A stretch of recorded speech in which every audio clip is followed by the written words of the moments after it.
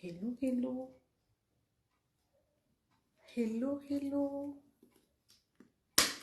Oh là là.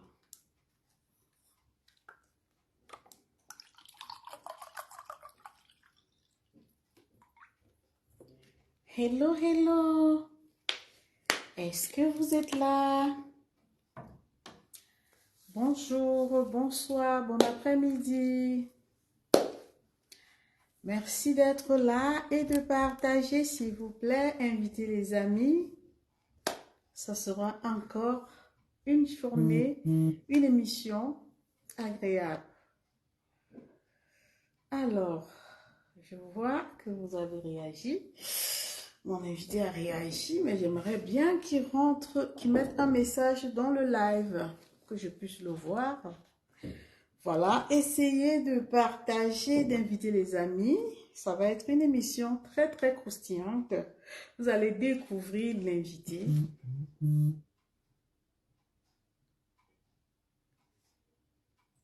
Vous allez découvrir l'invité. Donc, essayez de partager. Alors, essayez de partager. Je vais comme ça inviter.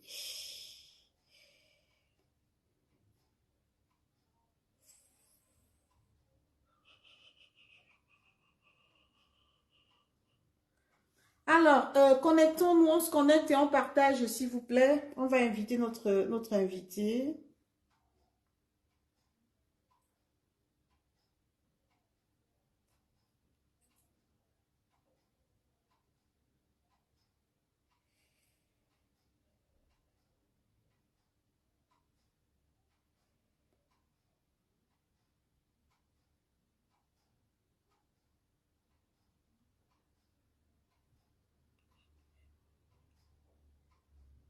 On se connecte et on invite les amis, s'il vous plaît.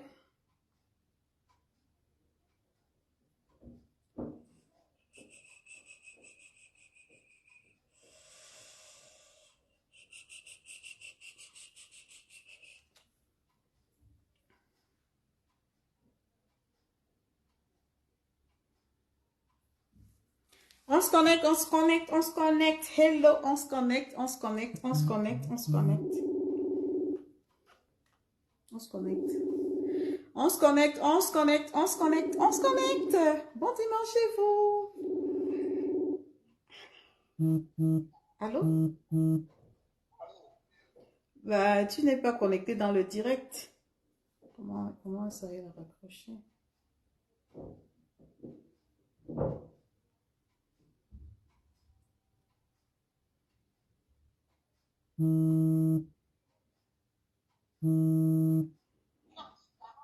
Oui?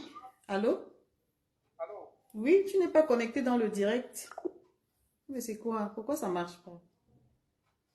Qu'est-ce qui se passe?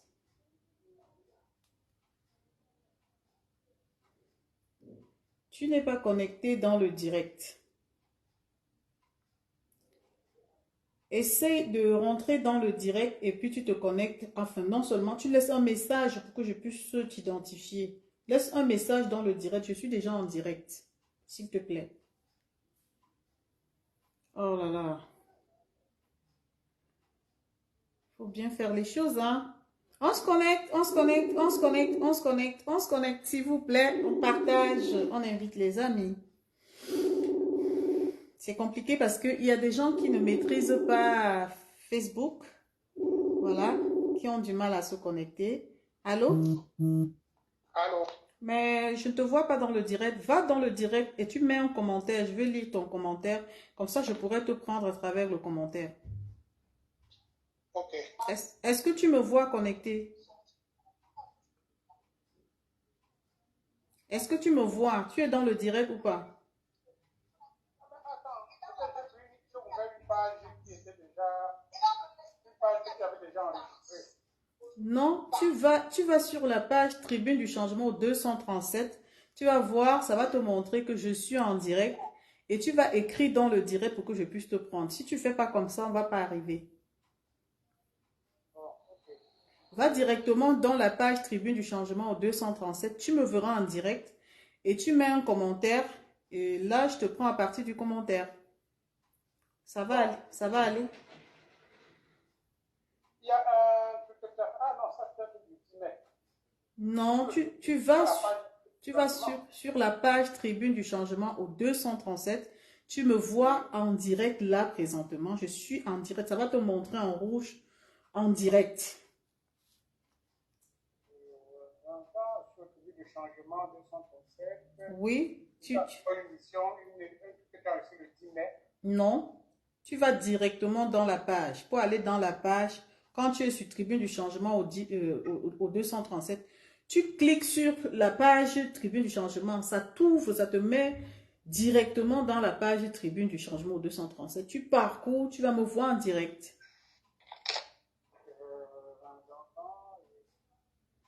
Toi, tu es sur les vidéos. Non, je te demande d'aller sur la page. Quand tu cherches une personne, tu vas sur sa page. Tu vas parcourir sur sa page pour voir les publications. S'il y a les publications récentes, ça va te montrer que je suis en direct.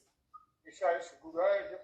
Non, tu n'es pas sur Google. Tu vas sur Google, c'est pas bon, mon père. Je t'ai dit la dernière fois, va à partir de ta page, sur la barre de recherche à partir de Facebook. Si tu cherches sur Google, ça va te proposer les vidéos, les anciennes vidéos. Donc, tu vas directement à partir de ton... Je te vois. Tu me vois? Je te vois. Ben, super. Tu me vois en direct, c'est ça? Tu es en jaune.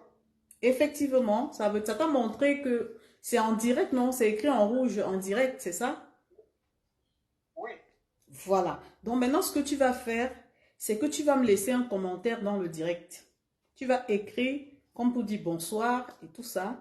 Et donc, je vais pouvoir te prendre, parce que je sais que tu ne sais pas envoyer l'invitation, je te prendrai à partir de ton commentaire.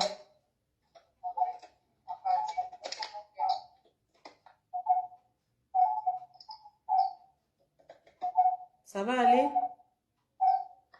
Je suis en train de le faire. D'accord. Il y a des gens qui ne savent pas, ils ne maîtrisent pas Facebook. Hein. Voilà, ok. Donc maintenant, je vais t'envoyer l'invitation. Je ne sais pas, c'est avec ton téléphone qu'on parle, non? Non, c'est avec mon ordinateur. Avec ton ordinateur. Et donc, tu vas répondre, et tu réponds en écrivant en même temps dans le live, c'est ça? Oui. D'accord, je vais donc t'envoyer l'invitation.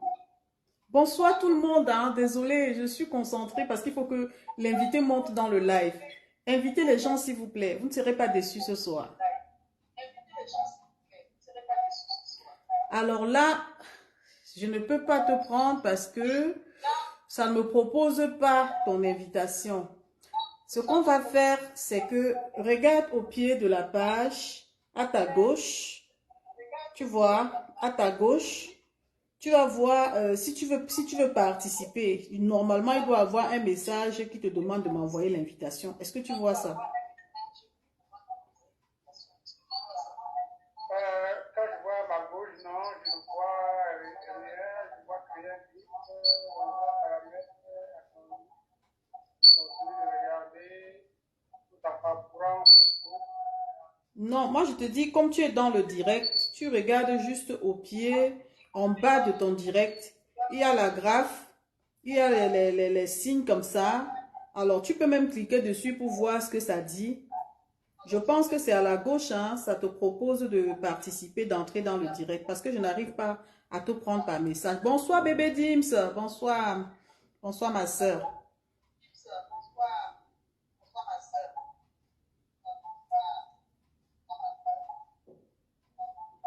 Hmm? Non, je n'arrive pas à voir. Tu n'arrives pas à voir là où tu peux envoyer l'invitation, c'est ça? Je suis allé sur la partie discussion en direct. Oui. Et j'ai envoyé bonsoir au 237. Oui. J'ai reçu ton bonsoir. Tu as dit bonsoir. Bon, maintenant, sur le pied, je vais dire en bas, juste en bas de ton écran, il y a les propositions. Je ne sais pas comment je vais dire ça, les icônes qui te proposent vouloir participer dans ce direct en live. Ça là, regarde du côté gauche.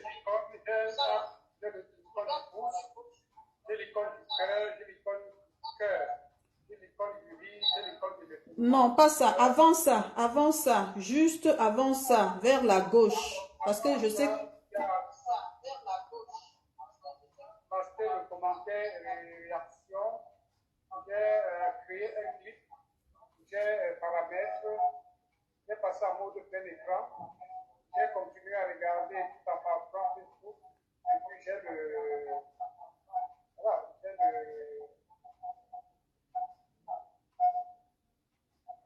Bon, ce qu'on va faire, n'est-ce pas? Ce qu'on va faire, c'est que tu vas te déconnecter du direct. Donc, tu vas quitter le direct et tu vas revenir dans le direct. Parce que je ne sais pas, peut-être c'est dû au fait que toi et moi, on est en ligne. Donc, je vais te laisser d'abord le temps de... Parce que je ne comprends pas. Normalement, tu devais trouver participer au direct. Vous savez, je vais vous expliquer ce qui se passe. C'est une personne qui n'est pas dans les réseaux sociaux, qui est dans les réseaux sociaux, mais qui n'a jamais fait de direct. Donc, je ne veux pas, je voulais que vous découvriez la personne. Franchement, ça va être très agréable si on arrive à la voir. Ce qu'on va faire, c'est que tu sors du direct et moi, j'arrête l'appel et tu reviens chercher la page Tribune du Changement. Est-ce que tu t'es abonné la dernière fois? Tu as écrit, tu as cliqué sur suivi. Ok. Bon, ce qu'on va faire, c'est que si tu l'as fait, coucou ma Tracy Royale, ce qu'on va faire, c'est que tu vas te déconnecter. Ça veut dire tu vas quitter le live. Tu quittes le live et tu reviens dans le live. Maintenant, tu me mets le commentaire et ça va me permettre de voir si je peux te prendre. Mais si je ne te prends pas, le problème, c'est que tu devrais normalement avoir sur ta barre, là, vers le bas, participer à ce direct. C'est-à-dire que demander l'invitation. Tu devais avoir une barre qui te permet de demander l'invitation, normalement.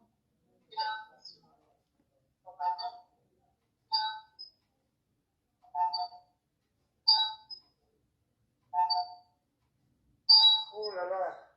Bon. Tu sais, si tu n'arrives pas avec l'ordinateur, tu vas utiliser ton téléphone parce que ça joue le même rôle. Oui, je suis en train de c'est ce que je suis en train de faire. Alors, vas-y avec le téléphone et renvoie-moi, je ne sais pas, remets le message. Peut-être qu'avec ton téléphone, ça pourra aller. On va essayer comme ça.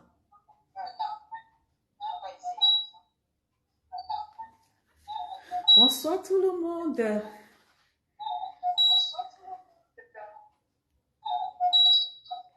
Attends, le Moulinex veut faire convoquer qui à la semaine pour incitation à la rébellion. Wow. C'est une information ou c'est une rigolade? Parce que franchement, on rigole pas avec les choses comme ça. Hein.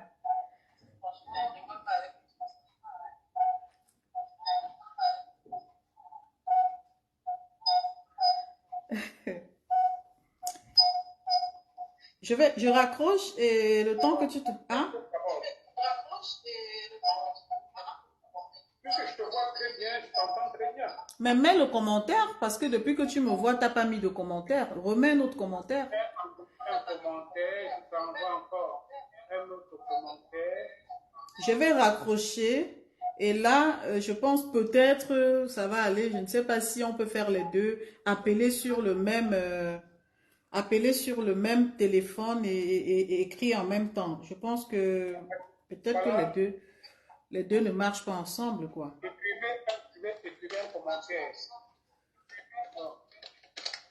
Normalement, je dis bien vers la gauche. Je pense que c'est la dernière icône qui est vers la gauche là-bas. Si tu cliques dessus, ça va te proposer participer à ce direct.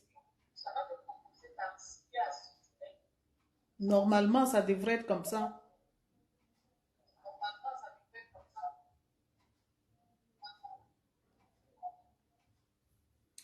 Et ton commentaire, je ne l'ai pas toujours eu, hein.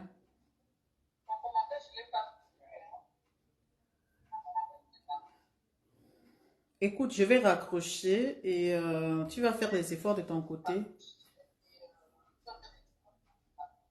Voilà un commentaire que je viens de vous envoyer. Tu viens d'envoyer un commentaire. Oui, j'ai vu le commentaire. Et à travers ton commentaire, je ne peux pas te prendre en vidéo parce que ça ne me propose pas la vidéo. C'est pour ça que je te dis, si ça ne va pas avec l'ordinateur, parce que des fois, je ne sais pas si les ordinateurs ont les mêmes, je ne sais pas si je n'ai jamais fait ça avec l'ordinateur. C'est pour ça que je te propose de voir avec ton téléphone. C'est la même chose.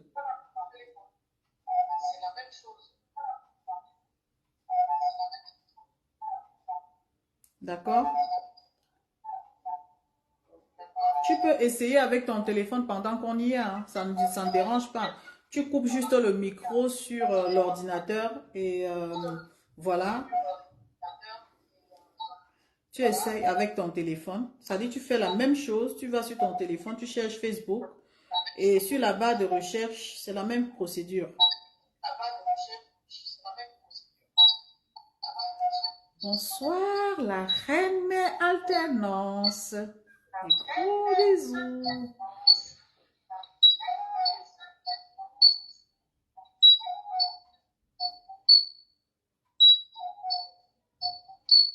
Ça va aller? Regardez la vidéo. Pause.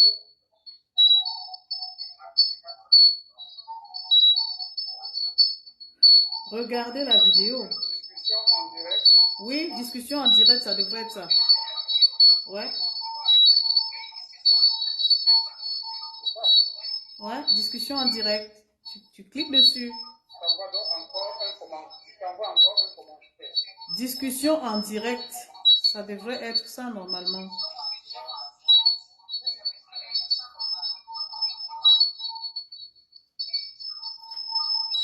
C'est compliqué. Oui, je comprends. Je comprends qu'il y a un son aigu. C'est juste que je suis en ligne avec... Voilà. Donc, je vais baisser le volume. Oui. Et là, je t'ai envoyé l'invitation. Ça dit ajout en cours. Tu vas recevoir. Oui, là, j'ai accepté. Voilà, j'ai accepté. Donc, on espère que cette fois sera la bonne. Samedi à jour en cours. Mettez le cœur. Voilà, très bien. Donc là, tu es en direct, mais on ne te voit pas. Oui, là, on te voit. Super. Voilà, on te voit. Très bien. Est-ce que tu me vois bien aussi? Oui, Il faut recadrer, il faut que je me remette bien. Attends, je vais rapprocher ici parce qu'il y a un mauvais son. Voilà. Est-ce que je suis bien cadré? Tu me vois bien? oui, oui. On va se tutoyer, hein. Alors, bonsoir tout le monde. Merci d'être là. Ce soir, nous recevons l'abbé Wamba. C'est un prêtre, voilà, un prêtre de Jésus-Christ. J'ai choisi de l'inviter parce que, vous savez, aujourd'hui, nous sommes à l'ère de la sensibilisation et nous pensons que toutes les personnes, c'est-à-dire toute, comment nous appelons ça, la société civile est concernée. Mais avant d'arriver sur notre direct est basé sur deux parties. La première partie qui va effectivement parler de la foi, il va un peu nous édifier sur le côté de la foi. Et ensuite, nous allons rentrer dans la deuxième partie. Nous n'allons pas, parce que par respect pour le corps, voilà, pour le corps, pour les prêtres, voilà, les religieux, nous n'allons pas parler de l'intimité des prêtres. Non, ça, vraiment, désolé, nous n'allons pas rentrer dans l'intimité aujourd'hui. C'est par respect pour ce corps-là. Donc, l'abbé Wamba, merci d'avoir accepté notre invitation. Merci d'être là aujourd'hui à cœur ouvert avec Tribune du Changement au 237. Merci pour ta présence dans cette émission. Merci de m'avoir invité. C'est avec joie que je suis aujourd'hui avec vous. Très bien, merci. Donc, nous allons commencer déjà notre émission. Merci de partager, s'il vous plaît. Merci de partager. Tu as demandé l'abbé qui? C'est l'abbé Janvier Wamba. Voilà. Donc, il va se présenter et je pense que nous aurons l'occasion de... Oui, c'est Père Wamba, voilà. Je pense qu'il y a une personne qui t'a déjà reconnu là. Elle, c'est Tracy Royal, voilà. Donc, déjà, mon père, voilà, je vais t'appeler l'abbé ou père. Je préfère appeler père Wamba, voilà. Alors, Moi, père, abbé, Wamba, janvier tout court. très bien, Euh, très bien. Voilà, donc merci d'avoir accepté notre invitation. Nous allons commencer par la première question. Demander à Père Janvier Wamba de se présenter devant les personnes qui nous suivent en ce moment. Qui est le Père Wamba? Voilà, c'est la première alors, le question. Wamba Janvier est un prêtre du diocèse de Ponsamba, de Oui. la paroisse Notre-Dame des Apôtres de Loum-Chantier. Donc, je suis un fils du Mungo, un fils de Loum. Voilà, j'ai fait mes études d'abord anthropologie de Mbanga, une année, ensuite philosophie de Kwekong à Bafoussam, et après les années de théologie. Et ensuite, j'ai profité de ma proximité, la paroisse où j'étais à Dibombari avec Douala, Mhm. pour m'inscrire à l'université de Douala où je termine avec un niveau de master en D'accord. philosophie. Voilà en gros ce que je suis. Et puis actuellement, donc, je suis en France en année Très sabbatique. bien. Bah, bienvenue en France, mon père. Voilà. Alors, nous allons commencer par une question qui, voilà, semble être un peu banale, mais c'est une question qui, voilà, attire notre curiosité. Alors, Père Wamba, d'où te vient l'idée de devenir prêtre? Qu'est-ce qui t'a motivé à devenir prêtre? Vous savez, les questions d'amour ne s'expliquent pas. En D'accord. réalité, ce n'est pas de la philosophie, hein, mais je crois que si on donne les raisons, si on a une Oui, raison matérielle qui nous pousse à, je prends par exemple oui, le cas des mariés, si quelqu'un dit j'aime tel monsieur parce qu'il mhm. est beau, parce qu'il a de l'argent, parce qu'il y a toujours une Bonsoir, raison, ça Mamouna suppose que Henriette. Bonsoir, Mamouna. Mhm. Ouais. cette raison-là se Mhm. fait, on va encore l'aimer. Donc, vraiment, c'est un amour qui surgit comme ça, bien sûr que, effectivement, au-delà de cet amour qui peut naître, l'amour de Dieu qui vous saisit, mais ça vient également du fait qu'on a été un enfant de cœur par Loum Chantier, Mhm. on a été, voilà, lecteurs dans l'église, à Barré son tour, Ouais. on a des parents qui étaient tous les jours à la messe, qui nous amenaient à la Ouais. messe. Euh, voilà, tous ces éléments nous permettent de, voilà, d'avoir cette envie de voir naître cet amour.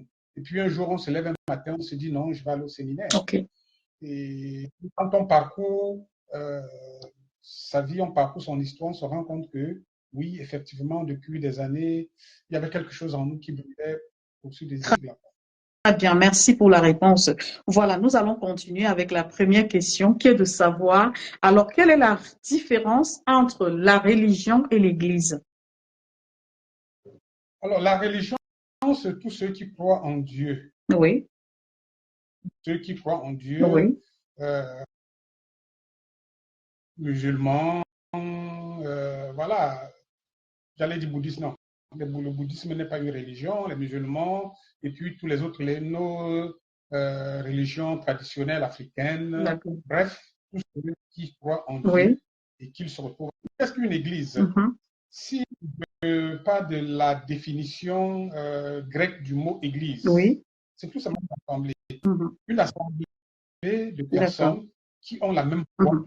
qui ont la même vision, qui ont le même Mhm. esprit. Et quand je parle d'esprit Mhm. ici, il s'agit tout simplement voilà, de la foi en Jésus-Christ pour ceux qui croient en Jésus-Christ.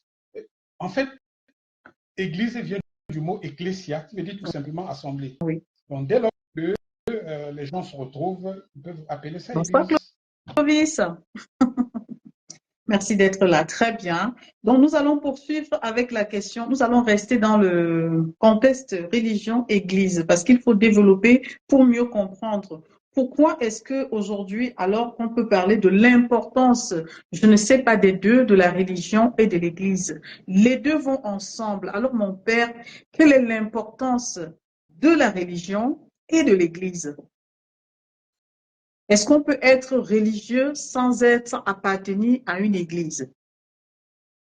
Être religieux sans appartenir à une église, ça veut dire que oui, on croit en Dieu, ça veut dire que on pose des actes qui vont dans le sens d'une action de grâce qu'on rend chaque fois à Dieu. Oui. Et puis on se dit, ben, voilà, on ne fait pas corps avec les autres pour professer la même foi, pour regarder la même direction. D'accord. J'essaie d'expliquer, mais en réalité, quand on regarde bien l'histoire du monde, je ne parle pas de l'histoire de l'Église catholique, non, quand on regarde l'histoire du monde, toutes les religions ont toujours eu des membres qu'on appelle Église ou pas. Le problème, le mot Église vient du fait que l'Église catholique se regroupe et partant de ses liens avec le monde grec, dans le grec pour exprimer un certain nombre de choses, c'est grec qui est traduit plus tard en français. Donc, ces acquaintances avec le monde grec fait que, dès le départ, on appelle assemblée.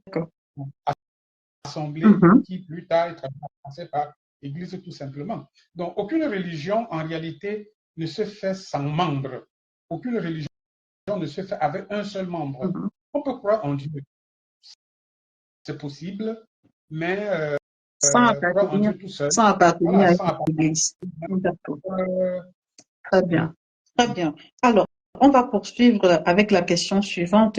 Alors, aujourd'hui, nous vivons dans un monde où il y a des croyants, il y a des non-croyants, mais il y en a qui acceptent d'appartenir à la religion et qui, ne croient pas à la tradition. Est-ce que l'Église catholique met la barrière sur le côté de la tradition? Est-ce qu'il y a une barrière? Déjà, il faudrait faire attention et vraiment demander à vos followers de faire le mot tradition. Que veut dire tradition? Oui. Une manière de faire, en réalité, une tradition, c'est une manière de faire, je vais dire quoi, perpétuelle, qui a duré des siècles. On a toujours fait comme ça. On peut avoir codifié. Donc, une tradition, c'est une manière de faire, c'est une manière de vivre. Et dire que l'Église s'oppose à la tradition, c'est pas vrai. Ce n'est pas vrai. Je crois qu'aujourd'hui, il faudrait que les gens comprennent ce qu'on appelle quels sont les éléments que l'Église dit, faisons attention. Parce que si l'Église, aujourd'hui en Afrique, depuis des années, ce n'est pas très récent, c'est vraiment depuis des années, tente une sorte d'inculturation. Ça veut dire quoi? Ça veut dire qu'on retrouve dans les éléments. Alors, je vais utiliser un mot, si vous permettez la tautologie, un mot utilisé par un théologien. Nos cultures, nos traditions sont les pierres d'attente. Ça veut dire que dans nos cultures, dans nos traditions, en réalité, il y a des éléments qui sont suffisamment réunis pour qu'il n'y ait pas de dichotomie entre la religion chrétienne et nos traditions. Et je le disais tout à l'heure, il y a eu un travail qui est fait, d'énormes travaux qui sont faits par des théologiens africains pour arriver à conjuguer dans le même sens nos traditions africaines et la religion chrétienne. D'accord, mais c'est une petite question de curiosité. Est-ce que le Père Wamba pratique la tradition? C'est-à-dire que le culte des crânes fait des choses comme traditionnellement ça se passe dans nos coutumes. Est-ce qu'il pratique la tradition? C'est sur ce point que j'allais attirer l'attention. D'accord. Des traditions qui ne sont véritablement pas, comment on dit ça? Je ne veux pas dire qu'ils ne sont pas chrétiens, mais qui, avec l'évolution, ne répondent plus à ce que les parents, au départ, quand ils avaient posé ces éléments culturels, pensaient. Vous savez, quand on parle des crânes, en réalité, il y a un théologien, c'est un théologien, qui a fait un travail sur le culte des crânes. Oui. Ça vient d'où? Parce qu'il faudrait que les gens comprennent d'abord. Le culte des crânes vient du fait que le peuple de l'Ouest Cameroun est un peuple de nomades. Au départ, ils sont de nomades. Je n'ai pas d'éléments parce que si j'avais su que cette question allait m'être posée, j'allais faire des recherches pour citer l'auteur qui a fait un travail pour montrer que les Bamileke du Cameroun descendent d'Égypte. Regardez la forme des toits coniques à l'ouest. C'est très semblable aux pyramides d'Égypte. Les toits coniques, je ne dis pas les cases modernes aujourd'hui, les toits coniques sont véritablement comme des pyramides d'Égypte. Donc, quand ils descendent d'Égypte, dans leur déplacement, ils veulent emporter ce qui est précieux par rapport à leurs défunts. Qu'est-ce qui est précieux? C'est le crâne. Oui. Alors, ils utilisent donc à la fois le sel pour accélérer les décompositions et de l'huile pour entretenir le crâne. C'est la partie la plus importante à ce moment-là, oui, le cœur se détruit et pourrit. Le crâne reste ce qui est important dans la culture, enfin, qui reste important pour eux. Donc, ils transportent des crânes et les amènent dans leur pérégrination, ils se déplacent avec. Et pour entretenir donc ces crânes, ils sont obligés d'y mettre de l'huile. Oui. J'ai dit pour les corps qui ne sont pas très vite décomposés, on utilise donc le sel pour accélérer la décomposition. Mais aujourd'hui, nous sommes arrivés à un moment donné où le peuple est plutôt stable. Le peuple est fixe. Est-ce que enlever encore les crânes est nécessaire? Est-ce que c'est encore nécessaire? C'est la question, si ceux qui m'ont écouté dès le début parcourent donc cette histoire, la question qu'il faut qu'ils se posent, c'est que maintenant que nous sommes devenus stables, qu'on ne va plus bouger, le peuple bamileke de l'Ouest ne va plus bouger, ne va plus se déplacer. Est-ce que c'est encore nécessaire d'enlever les crânes? Ça, c'est la question que je pose et ça, chacun de répondre. Oui, après explication, on peut comprendre que le père Wamba ne pratique plus ne fait plus ces pratiques-là. Peut-être que dans sa jeunesse, lui, aujourd'hui qu'il a compris, alors ça veut dire qu'il ne fait plus ces pratiques. C'est ça? Je ne faisais pas. Non, avant je ne le faisais pas parce que je ne savais même pas, je ne sais déjà même pas comment on commence. D'accord. Je ne sais déjà même pas comment on commence. D'accord. Donc, arrêter, ça veut dire qu'à un moment donné, je pratiquais et qu'aujourd'hui, j'ai arrêté. Je ne sais même pas comment. D'accord. Est-ce que le père Wamba n'a jamais fait de rite traditionnel, même avant son ordination sacerdotale? Est-ce qu'il n'est pas allé remercier les ancêtres, faire des rites? Oui. Faisons attention encore, comme je l'ai dit toujours, faisons attention sur le mot tradition. Oui. Est-ce que tous les éléments traditionnels de l'Ouest sont mauvais? Est-ce que tous les éléments traditionnels culturels africains sont mauvais? J'ai dit non. C'est pourquoi j'ai utilisé l'expression pierre d'attente, qui n'est pas de moi, bien sûr, c'est une expression qui vient des théologiens, de certains théologiens africains, qui prouvent que nos cultures sont des pierres d'attente du christianisme. Alors, si ces cultures, ce que vous insistez là-dessus, si ces cultures ou ces traditions font partie de ces pierres d'attente, pourquoi arrêter de les faire? Je prends un exemple très simple. Les funérailles, c'est quoi? Oui. C'est intéressant. Ce sont des éléments traditionnels. Le mariage traditionnel qu'on fait, parfois on invite le prêtre. Dans certaines familles, ils invitent le prêtre d'être présent au mariage traditionnel. J'ai vu, si vous permettez, à Penka Michel, où un confrère avait été invité, il a béni le vin qu'on a donné. Voilà. Et je vais vous le dire, ça je ne le cache pas, même si je ne vais pas citer le nom, il est déjà décédé, il n'est plus là pour cette D'accord. Je suis vicaire à Banja. On va dans un village où ils ont une tradition d'appel de la paix sur le peuple du village. Ils ont une tradition qu'ils le font chaque année. On rassemble tous les enfants du village ceux qui sont à l'extérieur, Oui. ceux qui ne peuvent pas venir donnent un franc symbolique pour l'organisation de la manifestation. Partagez le live, s'il Ils vous sont plaît. Partagez le live, s'il vous plaît. ils sont D'accord. appelle le mbeupreux. Enfin, dans mon patois, on appelle, à l'ouest, comme on appelle le mbeupreux. Ce sont des herbes qu'on attache sur Oui. la tête. C'est pour appeler la paix. Oui. Et quand on arrive dans le village, je suis jeune prêtre nouvellement ordonné. On me donne le mbeupreux dans de l'eau. Et on demande donc de bénir. Oui. Le prêtre que j'accompagne, un ancien prêtre, il me demande de bénir. Il voit comment je suis donné, comment je suis dépassé. Il me dit que non, béni. Je bénis, mais pas vraiment avec beaucoup de conviction. Mais bien après, il va m'expliquer. Qu'est-ce que cette herbe-là faisait dans de l'eau? L'herbe, c'est le symbole de la paix. Ce n'est pas l'arbre de paix. Fais attention à ça. Je dis bien, eux de l'Ouest, ils se rappellent qu'il y a une herbe qu'on attache sur la tête des orphelins, sur certains orphelins. Oui. Dans ce peuple-là, on met dans l'eau pour que pouvoir, voilà, comme ça, appeler la paix sur le village. Et il me dit, ben, regarde très bien, c'est pour appeler la paix sur le village. Et qu'est-ce que fait le Christ? Il vient d'abord avec ce message de paix. Et donc, s'il nous est donné à nous de donner cette paix, il n'y a pas de raison qu'on n'appelle pas sur cette eau que le village va boire pour la paix. Donc, vous avez accompagné, une façon d'accompagner la tradition. Voilà, c'est ça.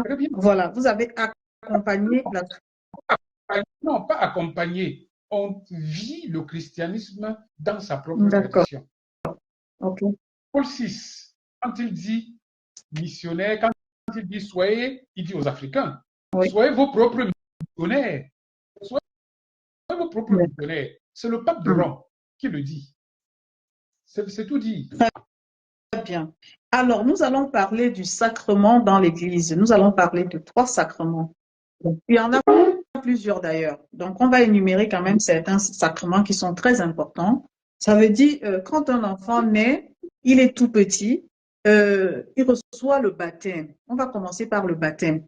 Est-ce que, quel est le rapport avec un enfant qui est innocent, qui reçoit le baptême? En ce moment-là, quel est le rôle du baptême dans la vie d'un enfant innocent? Nous avons dans les Saintes Écritures, il y a un passage que je vais rappeler et qui explique tout. Quand Jésus est en train de se reposer au pied d'un arbre avec ses apôtres, il y a des enfants qui viennent vers lui. Les apôtres les empêchent. Jésus, qu'est-ce qu'il dit Jésus? Laissez les petits-enfants. Oui. Les petits-enfants. C'est ce qu'il dit. Voilà. Celui qui a compris l'absence de ce verset peut comprendre pourquoi on peut baptiser les enfants. On ouvre leur vie, la vie de grâce. D'accord. Ils sont libres comme d'autres, comme beaucoup, chemin faisant, peuvent choisir de faire autrement. Mais au moins, dans l'enfance, on les ouvre à cette vie. Maintenant, je peux utiliser des images, pour expliquer, pour apporter d'autres éléments. Vous savez que quelque chose, quand un parent sait que quelque chose est bon pour lui, il le propose à ses enfants. C'est vous qui choisissez les habits de vos enfants quand ils sont tout petits, quand ils sont même bébés. Vous choisissez le mode de vie qu'ils vont avoir. Vous définissez même ce qu'ils seront plus tard. Vous les envoyez à l'école parce que vous savez que c'est bon pour eux. Si vous savez que les sacrements qui sont l'expression de la présence de Jésus-Christ toujours au milieu de nous, il n'y a pas de raison de ne pas donner des sacrements à vos enfants. D'accord. Alors, nous allons parler du sacrement de baptême et de la confirmation. Est-ce que les enfants qui aujourd'hui sont la première communion, je voulais dire, le sacrement qui est le sacrement de la première communion, après il y a le sacrement il y a la confirmation. Est-ce qu'aujourd'hui, on peut dire avec certitude que les enfants qui reçoivent ces sacrements-là sont suffisamment informés ou bien sont suffisamment engagés dans la foi? L'Église travaille toujours pour améliorer tous les jours la proposition de la foi qu'elle fait. Oui. les missionnaires sont arrivés, quand ils sont arrivés dans nos pays, ils ne connaissaient pas un mot de nos dialectes ou de nos langues. Comment ont-ils fait pour baptiser les premiers chrétiens? Ils les ont baptisés. Ils leur ont donné cette ouverture à la grâce, à l'amour de Dieu. Est-ce que les enfants sont outillés? Bon, je vais dire qu'après, il y a eu un changement de méthode. Maintenant, il y a une catéchèse plus élaborée, plus faite. Il y a le catéchèse mondial, enfin, le catéchisme de l'Église catholique. Chaque diocèse adapte son catéchisme, adapte ce catéchisme par rapport à ses propres réalités. L'année dernière, l'évêque du diocèse de Konsamba a rendu public le catéchisme de l'Église de Konsamba, avec les réalités de Konsamba, avec ce que vivent les enfants de Konsamba. Est-ce que tous ces éléments permettent que les enfants qui sortent ont des qualités pour devenir des très grands chrétiens? Je vais vous le dire sincèrement. C'est dommage que, oui, parfois on donne ces enfants qui sortent quelque temps après, malheureusement, viennent à l'église un peu en pointillé. Certains viennent, et pourtant, c'est 3 ans de formation, s'il vous plaît. 3 ans de formation. Pendant 3 ans, il y a un enfant qui vient. Parfois, dans certaines paroisses, on exige qu'il soit dans les mouvements. Le malheur un peu de notre diocèse, je vais embrayer par là, c'est que nous sommes un diocèse rural. Et quand les enfants atteignent l'âge 10 ans, 12 ans, parfois, malheureusement, ils sont en train d'aller, ils partent dans des grandes villes et donc il n'y a pas une véritable lecture, il n'y a pas un véritable suivi de la vie chrétienne de tous ces enfants. Voilà. Mais l'Église fait des efforts pour donner à tous ces enfants un témoignage de foi, une véritable catéchèse qui grandissent dans la foi. Voilà. Voilà. Est-ce qu'on ne pouvait pas trouver un moyen de faire la mise en relation avec une paroisse de la ville dans laquelle le chrétien qu'on accompagne, voilà, devait, je ne sais pas, continuer à suivre les conseils pour continuer, enfin, à suivre les conseils et de persévérer dans sa foi? De l'extérieur, on croit que rien n'est fait. Mais à l'intérieur, il y a beaucoup de travail qui est fait. Au niveau des paroisses, de mon diocèse, au niveau des paroisses, déjà, il y a des mouvements des jeunes. Oui. Un enfant, avant de se préparer, avant d'obtenir des sacrements dans certaines paroisses, comme je l'ai dit, fait pendant 3 ans partie de ces mouvements. Ensuite, quand il a obtenu ses sacrements, il doit continuer dans ces mouvements. Par ailleurs, maintenant, au niveau des quartiers, il y a ce qu'on appelle des communautés chrétiennes vivantes. Que, à la fois, qui jouent 2 rôles. La transmission de la foi, mais également le témoignage d'une vie de foi. Donc, je crois que rien n'est parfait. Je ne dis pas que c'est parfait, mais je crois que pour quelqu'un qui veut vivre sa vie chrétienne, parce que c'est d'abord une question de volonté. C'est une question de réponse à l'appel que Jésus-Christ nous adresse. Comme dans les évangiles, il y a des gens qui l'ont appelé et qui ont dit j'ai d'autres choses à faire. Mais l'Église fait tout ce qu'il a en son pouvoir pour donner un témoignage de foi, une vie de foi à toutes ces personnes qui demandent les sacrements. Parce que la vie chrétienne ne se limite pas au sacrement. Ça ne dépend pas d'une vie chrétienne que le chrétien lui-même doit cultiver. Très bien. Parlant toujours de la vie chrétienne, en tant que prêtre, est-ce que Père Wamba peut reconnaître un bon chrétien? Est-ce qu'il peut définir qui est un bon chrétien? Non. Même pas à travers le confessorat, rien. Il n'y a pas de signes, indices pour savoir celui-ci il est un bon chrétien et l'autre il faut encore travailler sa foi pour améliorer. Voilà. Non, le jugement extérieur que nous porterons sur quelqu'un sera toujours un jugement, je ne dirais pas biaisé, mais peut manquer de, comment dire ça, peut manquer d'honnêteté. Parce que ce n'est pas parce que quelqu'un vient à l'église, il croise les bras, ou quelqu'un qui il est assis de manière, ou assis pieusement, qu'il est, voilà. Regardez la parabole de ces deux hommes qui viennent à l'église. Jésus raconte pour montrer qui est véritablement juste et qui a la foi. Deux hommes partent prier à l'église. Oui. L'autre est au fond de l'église. Il pleure sur ce qu'il a fait de mal. Mais l'autre est là devant. Qu'est-ce qu'il fait? Il se vante de ce qu'il fait de beau. Jésus vous dit, quand ils sont rentrés à la maison, c'est celui qui était tout de manière poltron, agenoué et pleurant, c'est celui qui était plus juste. Donc, regardez un chrétien dit, voilà un bon chrétien. On peut regarder sur des aspects extérieurs. Je ne dis pas que non. On peut regarder sur les aspects extérieurs, la fréquentation, la présence aux messes, les activités dans la paroisse, un témoignage de vie chrétienne, la capacité de mobiliser même des gens pour... la dernière paroisse où j'étais au Cameroun avant de venir en France, je peux vous assurer que oui, il y a des gens que je pouvais dire que c'est de bons chrétiens. Parce que quand quelqu'un prend la peine sur lui de faire baptiser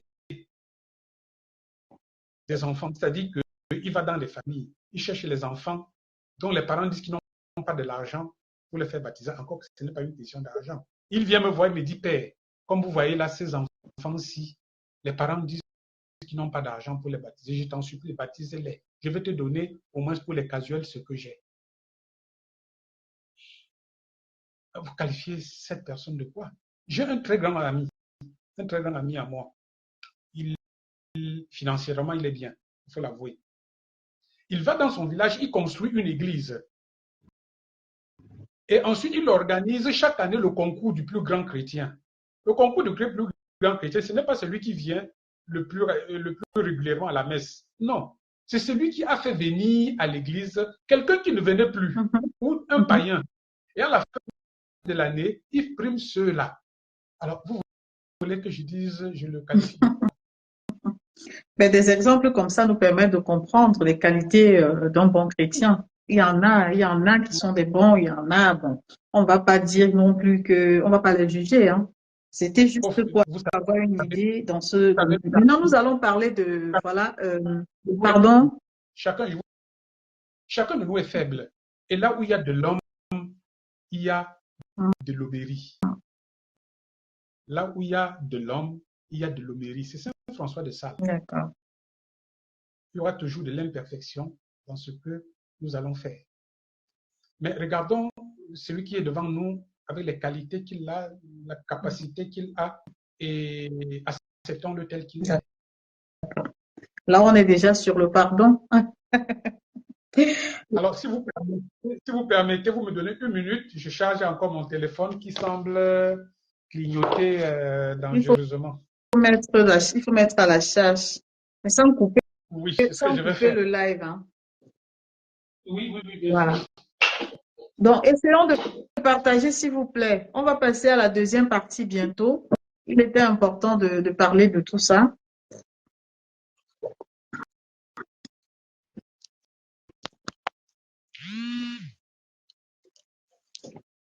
Voilà. Ça y est, c'est fait. On peut continuer? Continuer. Très bien. Alors, nous allons parler du sacrement du mariage. Le sacrement du mariage. J'ai une question qui me vient à l'esprit, c'est-à-dire que comment comprendre que l'Église catholique n'admet pas, je ne sais pas si c'est, voilà, je prends ça comme une question, ouais, n'admet pas la polygamie, mais célèbre le mariage d'un polygame avec une femme, parmi tant d'autres femmes. Ouais. Oui. L'Église tient d'abord sa règle de mariage à la fois de Dieu, à la création, oui. et de la confirmation de ce que Dieu dit, pardon, de la confirmation que Jésus, oui, par Jésus-Christ de ce que Dieu avait dit. Là, maintenant, dans le Nouveau Testament. L'homme quittera son père et sa mère, il s'attachera à sa femme, et tous deux ne feront qu'une seule chair. Mais là, on parle d'un cas où il y a plusieurs femmes. Voilà. Oui, je vais arriver. Okay. Je vais arriver. D'accord. L'Église, donc, fort de cette réalité, arrive dans un contexte en Afrique où il y a la polygamie. Et même aujourd'hui, il y a des gens qui ont signé polygamie dans leur acte de mariage. Oui. Très bien. Mais on trouve des éléments, et c'est Monseigneur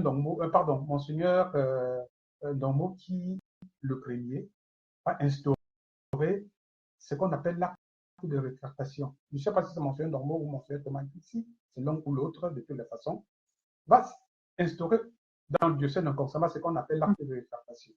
Parce qu'il y a des gens qui, sous la pression des parents, ont mis, ou sous la pression des parents, et même parce que tout en aimant la jeune fille qu'ils veulent épouser, ils ont quand même des doutes.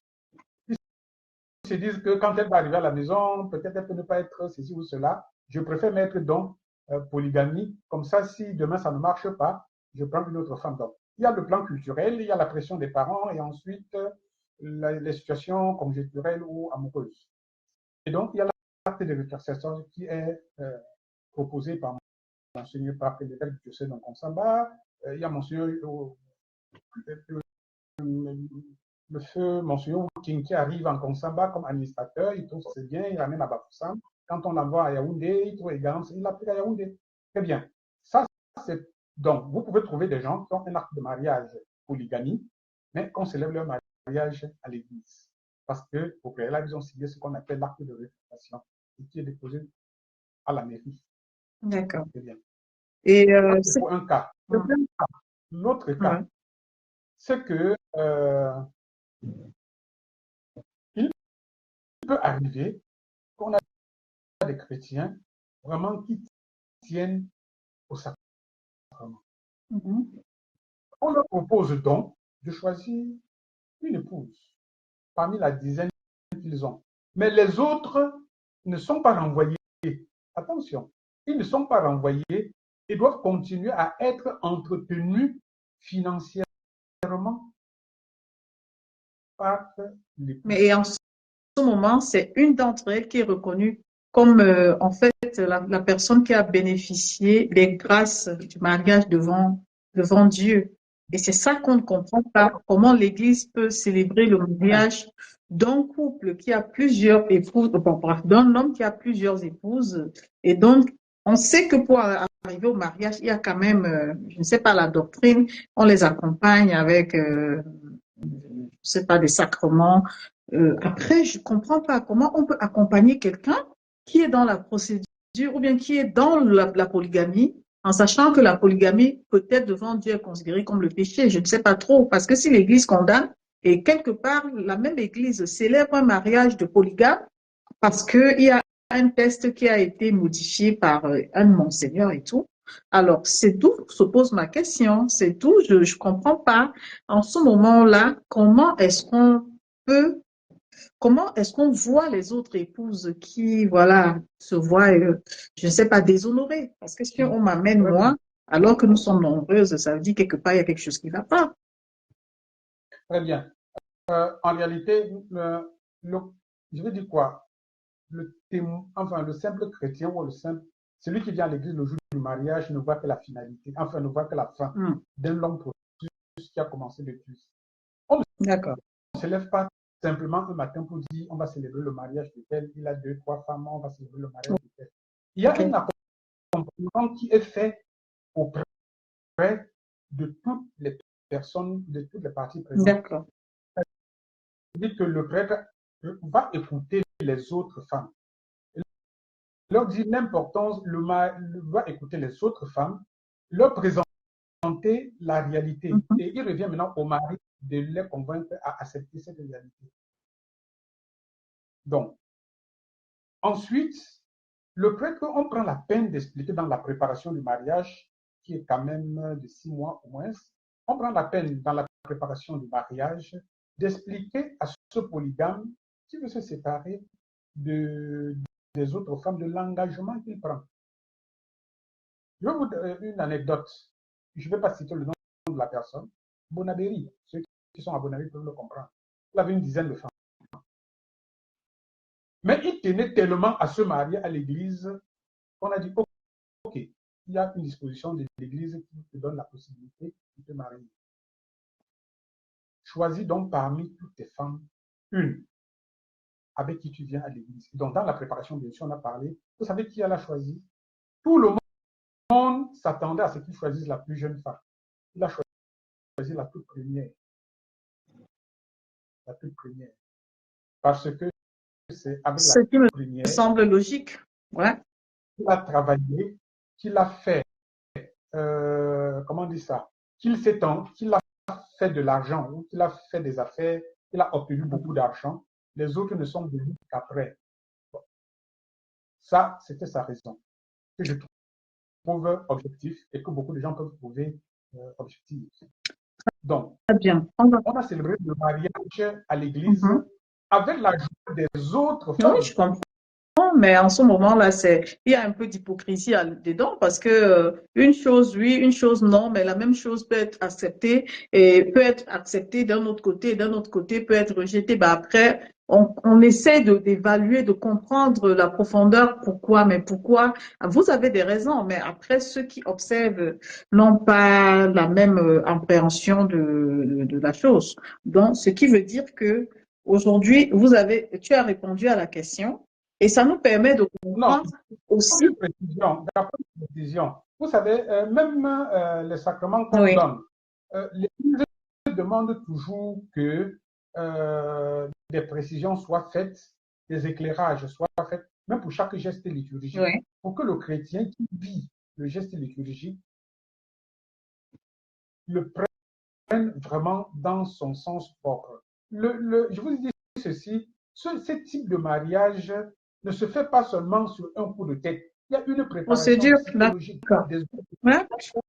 Et maintenant, le jour du mariage, il faut que le prêtre prenne la peine, le prêtre prenne la peine d'expliquer à l'assemblée pourquoi une. C'est une disposition de D'accord. l'Église. C'est une disposition de D'accord, l'Église. très bien. Alors, on va continuer avec la question suivante, qui est de savoir aujourd'hui quelles sont les relations de l'Église catholique avec les églises de réveil.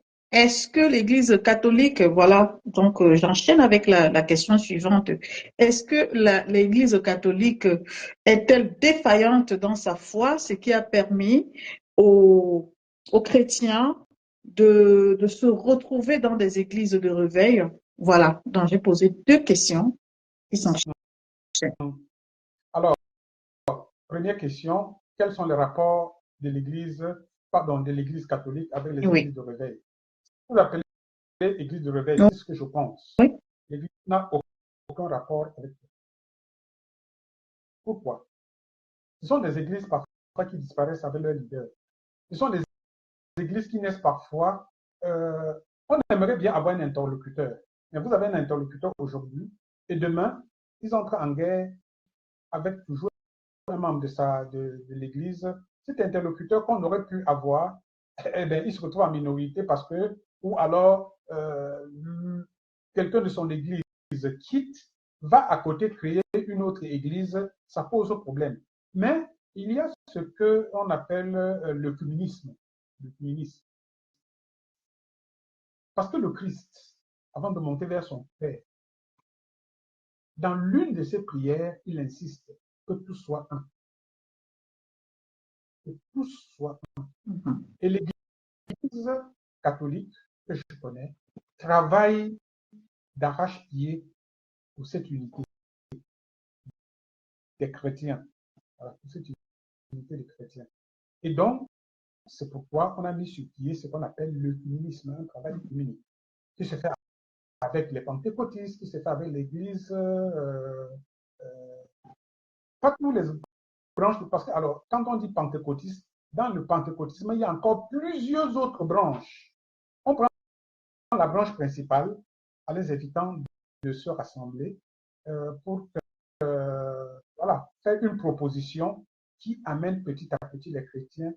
Pour le moment, ce n'est pas une unité structurelle, mais une unité de foi et de vie commune. On ne trouve pas des gens qui croient au même Jésus-Christ en train de se jeter des pierres. Donc, il y a donc euh, cette rencontre régulière qui se fait entre l'Église catholique et les autres églises chrétiennes, orthodoxes, pentecôtistes et bien d'autres, églises évangéliques, voilà, pour travailler à l'unité. Pour le moment, on ne parle pas encore de l'unité structurelle, c'est de l'unité d'abord. Ensuite, avec le temps, pourquoi pas, quand les égoïsmes des uns et des autres seraient tombés, certainement, voilà, on pourra arriver à l'unité structurelle. La deuxième donc Oui. question, qui euh,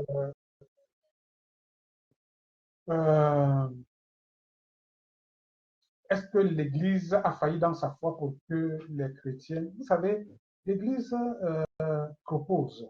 Jésus-Christ n'a jamais forcé qui que ce soit. L'Église propose sa foi. L'Église a un corps doctrinal dans ce qu'on appelle le catéchisme de l'Église catholique. Donc, si vous voulez connaître la foi que propose l'Église, ou l'enseignement, je veux dire l'enseignement, pas la foi. La foi est d'abord individuelle, c'est l'attachement à la personne de Christ. Si vous voulez connaître ce que enseigne l'Église, il y a deux grands textes, deux grands. Le catéchisme de l'Église catholique et les textes conciliaires. Le catéchisme de l'Église catholique et les textes conciliaires. Il n'est pas signé le droit canonique parce que c'est un instrument qui permet à l'Église de se régir à l'intérieur. Donc, à partir de ces éléments que l'Église propose, elle n'est pas derrière chaque chrétien avec une machette ou avec un fouet pour dire ben, pourquoi tu n'as pas suivi ceci ou pourquoi tu n'as pas suivi cela. De deux, vous savez, surtout chez nous, pourquoi ça prospère chez nous en Afrique? C'est tout simplement parce que j'ai le témoignage d'un chrétien qui me dit oui, quand je vais écouter la parole de Dieu, je viens tous les jours à l'église, mon père. Mais vraiment, quand je vais chercher des miracles, Voilà. Je devais en arriver. catholique, Est-ce que c'est pas un problème en rapport avec le miracle ou les miracles? non, c'est ça. Le problème, c'est qu'on cherche le merveilleux. Le Christ nous a dit, cherchez d'abord le royaume des cieux et le reste vous sera donné de surcroît. Cherchez d'abord le royaume des cieux, le reste vous sera donné du surcroît. Or, qu'est-ce qui se passe? C'est que malheureusement, beaucoup de chrétiens ou certains vont dans ces églises pour répondre aux questions existentielles.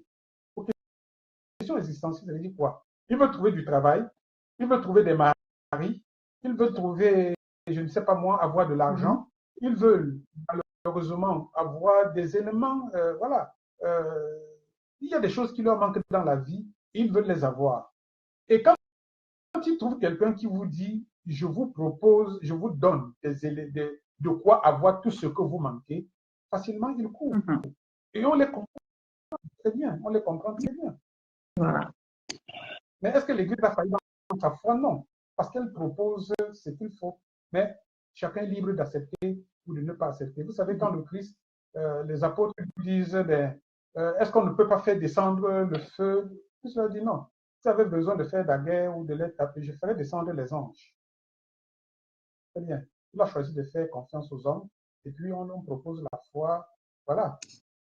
D'accord. Mais beaucoup qui, il y a 10 ans, si vous permettez, beaucoup, il y a 10 ans, on pensait que l'Église se vidait. Et quand ils se sont rendus compte que derrière ce qu'on appelle l'Église, les églises ou des réveils, il y a plus d'escroquerie que de foi proposée. Qu'est-ce qu'ils ont fait? Ils sont rentrés tous. Enfin, ils sont rentrés. Voilà. D'accord. Nous allons aborder une question qui est un peu délicate, mais il est important vraiment de le mentionner parce que ça fait plusieurs années qu'on se demande quelle est la position de l'Église catholique, pourquoi nous n'avons pas de réponse. Aujourd'hui, nous allons chercher à comprendre quelles sont tes impressions à toi et quelles sont les mesures que l'Église catholique a prises pour que les chrétiens, ceux qui vous suivent, ceux qui, voilà, voilà, vous accompagnent, soient confiants du travail que vous faites derrière. Alors, Père Wamba, Euh, Ça fait plusieurs années que nous constatons le décès de plusieurs prêtres et évêques dans les circonstances suspectes au Cameroun. À l'occurrence, on va les citer. Monseigneur Yves, oh là là, oh là là là là là là là là là. Oh là, il a fait la mauvaise manipulation. Reviens, mon père. Oh là là là là là là, reviens, reviens, reviens. Il a fait une mauvaise manipulation. Oh là là là là là là là là. Là là là là là là là là là là là. Reviens, renvoie l'invitation. Renvoie l'invitation, s'il te plaît. Ah là, il a dû faire une mauvaise manipulation. C'est pas possible. Aïe, aïe, aïe. Renvoie l'invitation, padre. Renvoie l'invitation. Aïe, aïe, aïe, aïe, aïe, aïe, aïe, aïe, aïe, aïe, aïe, aïe, aïe. Pour renvoyer l'invitation, je suis obligée de le rappeler. Vous savez, il n'est pas habitué avec les réseaux sociaux, donc du coup, renvoie l'invitation, padre. Alors,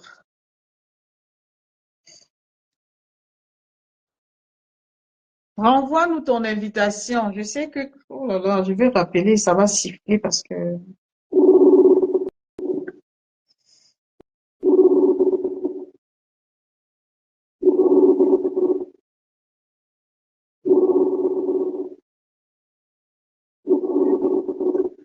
il a certainement pris un appel. Allô? Allô? Oui, ben, renvoie ton invitation, t'es parti là. Je l'ai envoyé. Hein? Dit qu'il a renvoyé. Oh là là. On va. Oh là là là là là là. Impossible de prendre. Alors, il faut qu'il se déconnecte et il revient. Ça a coupé. Oh là là là là là là là. C'est compliqué, hein. C'est compliqué. C'est compliqué. C'est la partie la plus importante. Et là, ça coupe. Alors, on va essayer. Entre. Non, tu peux pas. Je peux pas te prendre en vidéo, padre. Je te prends en vidéo comment? Renvoie l'invitation dans le live. Tu n'es pas dans le live. Il ne s'est pas manipulé. Il m'a appelé sur Messenger en vidéo. Il s'est pas manipulé. Reviens dans le live et tu me renvoies ton invitation. Oh là là là là là là là là. Et là, s'il vous plaît, envoyez les cœurs parce que j'ai essayé de le prendre par message. Ça n'en prend pas. J'espère qu'on n'a pas signalé son compte, hein. Padre, renvoie l'invitation, s'il te plaît, parce que j'ai abordé la partie qui est très, très, très importante. Et donc là, c'est parti. Renvoie l'invitation. Fais comme tu as fait tout à l'heure. Discussion en vidéo, comme tu as fait tout à l'heure. Renvoie l'invitation. Tout à l'heure, tu m'as envoyé l'invitation. Fais pareil, parce que je n'arrive pas à te prendre par message. Donc, renvoie-moi l'invitation. Renvoie l'invitation, Padre. Ah, c'est compliqué, hein. C'est compliqué. Soit tu sors du direct, tu reviens avec ton téléphone, tu me renvoies l'invitation. Renvoie l'invitation. Tu n'as pas renvoyé l'invitation. Fais comme tout à l'heure. Tu vas sur discussion en vidéo. Tu renvoies l'invitation. Il ne maîtrise pas. Je comprends. Envoyez les cœurs, s'il vous plaît. Je n'arrive pas à le prendre par message. Je suis obligée de le rappeler on va refaire la même chose comme tout à l'heure. J'espère y arriver aujourd'hui, hein. C'est compliqué, hein. Oh là là, c'est compliqué.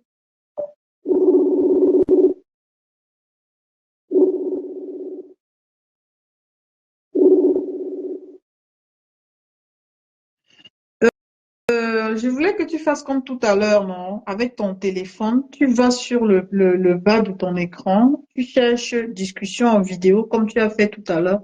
Tu me renvoies l'invitation. Et si tu ne trouves pas ça, tu sors. Ce que je fais. Est-ce que tu as envoyé?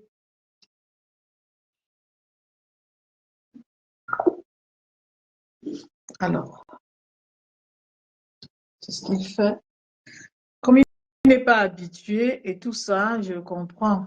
Oui, maintenant je profite pour lire les commentaires. Bébé Dims, trop de confusion entre les traditions. On va aller lire plus bas. Bonsoir Solange, bonsoir Ronaldo. On peut participer, bien sûr que oui. Je voulais qu'il amorce la première partie. Et quand on va finir avec la première partie, vous pourrez monter. Ne vous inquiétez pas. Toutes les personnes qui aimeraient prendre la parole pour lui poser les questions en live. Coucou Thierry Mélie, comment vas-tu? Alors, il n'arrive pas. Je pense que mon père, tu peux sortir du live et tu reviens parce que je pense qu'il a un problème avec son téléphone. Il n'est pas habitué, c'est son premier live. Les églises sont très contradictoires et aujourd'hui, c'est les homos qui font qu'il faut bénir. Ah, qu'est-ce que tu veux qu'on dise? Ouais. Euh,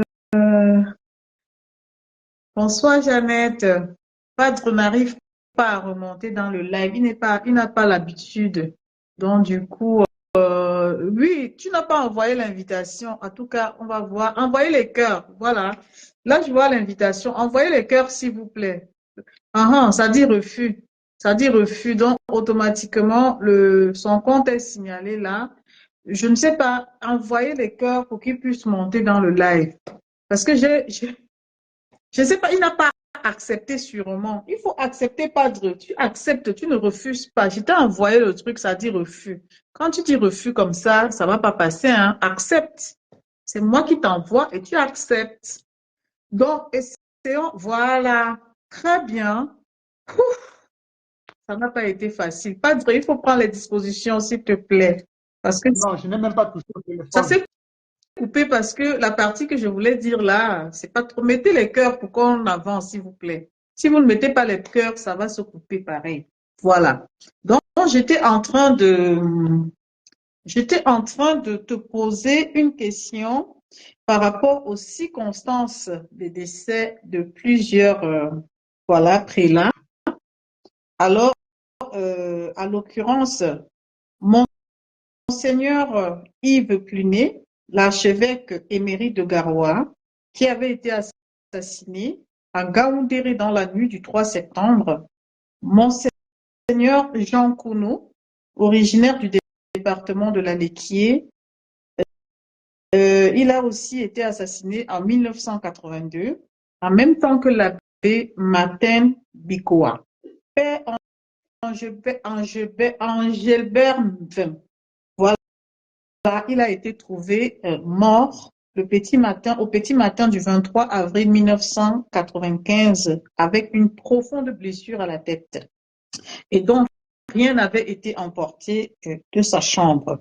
Il y a aussi le cas de Abbé Joseph Mbassi, ancien rédacteur en chef de l'Effort camerounais. Il a été trouvé mort le matin du 26 octobre 1998 dans sa chambre et rien n'avait été emporté non plus. Le père Anthony Fontaine, il a été assassiné en 1990 à Bamenda. Les sœurs Germaine Marie Osban et Marie-Léonie Bordy, responsables du dispensaire de la mission catholique de Doum, ces deux religieuses ont été abattues dans leur résidence en 1992. Abbé Materne Bikoa, ordonné en 1970, a été tué alors que les assassins étaient en train d'assassiner l'abbé Kounou. Monseigneur Jean-Marie Benoît Bala, évêque de Bafia, qui a disparu le 31 mai 2017 et dont le corps sans vie a été repêché dans le fleuve de la Sanaga. Abbé Apollinaire Claude Ndi, curé de Koltop par Hawaï, Yaoundé, il a été assassiné en 2001. Alors, mon père, pour ne citer que cela, alors, face à face à tous ces crimes, tout ce qui s'est passé, les chrétiens s'interrogent et on se demande quelle est la position de l'Église catholique et quelles sont les dispositions que voilà l'Église catholique a mis en place pour protéger les prélats afin qu'on ne vive plus ce genre de choses dans notre pays. Voilà. Bien. Ça fait combien de personnes? Ça fait 9 personnes. Voilà, 9. J'allais demander, savez-vous combien de personnes meurent au Cameroun sans que leur crime ne soit élucidé? Dans tous les corps, avocats, policiers, militaires, Benskinner, bref, qu'on retrouve mort sans que le corps ne soit élucidé. Ils sont très très nombreux, très très nombreux. Je comprends que en tant que chrétienne, vous aurez bien voulu avoir des réponses venant de l'Église. Non. Ouais. Je réponds déjà à la question en vous disant que je participe à votre direct, à votre émission, pas envoyé par l'Église catholique. Je le réponds tout simplement parce que voilà, vous m'avez sollicité Ouais. et je suis prêt. La première réponse, c'est que au fond, ça fait 9 personnes. 9 personnes sur des centaines de personnes qui meurent au Cameroun tous les jours, assassinées. Hein, parce que pour les morts, ça, on meurt de maladie. Ouais. Des centaines de personnes meurent au Cameroun Ouais. sans que le crime ne soit élucidé. Il y en a beaucoup. Beaucoup. Et si un mort dont on ne trouve pas l'assassin, c'est toujours un mort de trop. Un mort, c'est toujours un mort de trop. Mais je voudrais tout simplement dire que 9 prêtres qui meurent comme ça et qu'on ne peut pas expliquer, oui, ça fait mal. Hein? Il y a des millions d'autres personnes ou des centaines d'autres personnes qui se trouvent dans cette même situation. Alors, que fait l'Église? Non, je crois que s'interroger, ça suppose que, aujourd'hui, s'interroger, ça suppose que, malheureusement, on n'écoute pas toujours la voix de la conférence. La conférence des évêques du Cameroun s'est toujours prononcée et a toujours demandé à l'État de faire une clarté là-dessus. L'Église n'a pas une police. L'Église n'a pas des enquêteurs. L'Église fait confiance à l'État du Cameroun parce que l'Église se trouve dans l'État du Cameroun. Oui. Les membres du clergé font partie comment on dit ça, de l'ensemble des Camerounais. Et je crois que l'Église ne demande pas particulièrement euh, des réponses pour ces prêtres qui sont morts. Il demande que justice soit faite pour l'ensemble des morts chrétiens ou pas chrétiens. C'est ce que demande l'Église. Il s'avère donc que oui, malheureusement, il y a des membres du clergé qui sont là-dedans.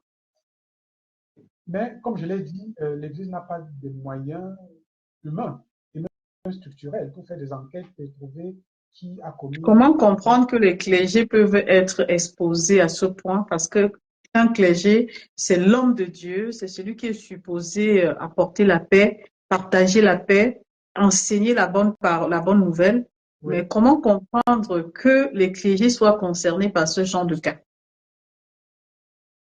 La question, je vais la poser de manière rhétorique. Je vais la transformer de manière rhétorique. Oui. Comment expliquer qu'un policier qui est là pour assurer la paix se retrouve assassiné dans sa chambre?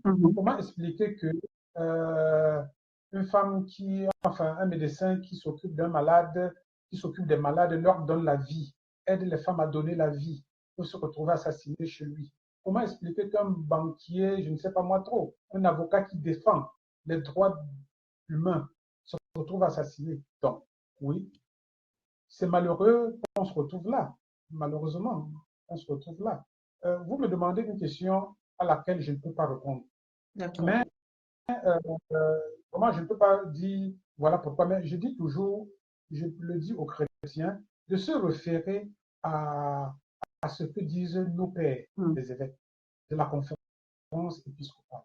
Ils n'ont jamais cessé de demander que justice soit faite pour tous les crimes,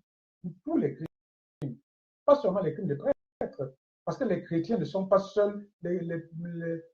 Si on parle de chrétiens, il n'y a pas que les prêtres.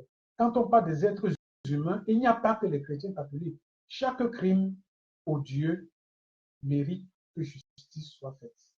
Et Mais qu'est-ce que les prélats font pour que ces crimes-là soient vraiment, que la justice soit faite? Qu'est-ce qu'ils accompagnent à force de dire on veut que justice soit faite? Est-ce que le Oui, message la question, passe? Est-ce que le message passe aujourd'hui? Vous pouvez dire que le message passe? Est-ce que, euh, voilà. oui. La question que j'aurais pu vous poser, c'est que, mais, que proposez-vous aux évêques? De créer une insurrection? Non. Quand, quand le président de la conférence épiscopale rencontre le premier ministre, rencontre le président de la République, rencontre les autorités, c'est tout ce qu'ils ont. Voilà.